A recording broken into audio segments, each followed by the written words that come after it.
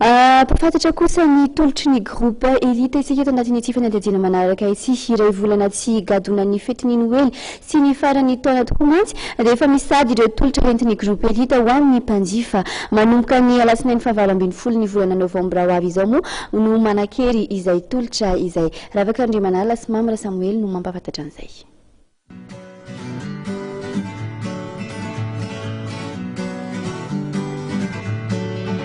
Ho an'ireo rehetra mividy solosaina elite computer dia misy ny tolotra sy fanomezana omena anao manomboka ny alatsinainy ho avy izao. Mboatsika azy moa zany amin'ny herinandro manomboka ny alatsinainy 18 ka hatramin'ny 23 novambra ho avy izao zany ianareo mpanjifa rehetra izay mividy ny ordinateur elite computer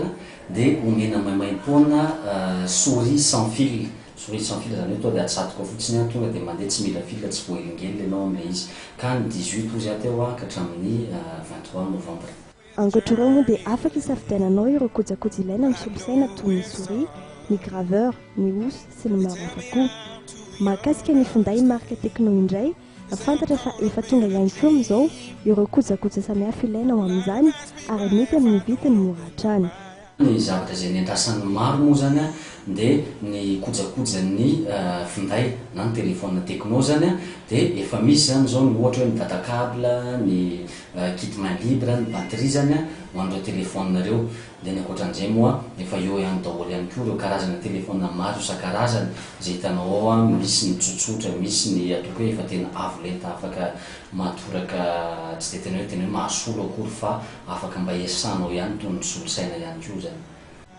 Mampiavaka ny vokatra tamin'ny elite moa ny fisian'ny fiatohana 3 volana sy ny service après-vente miatra ihany koa izany amin'ireo finday Tecno.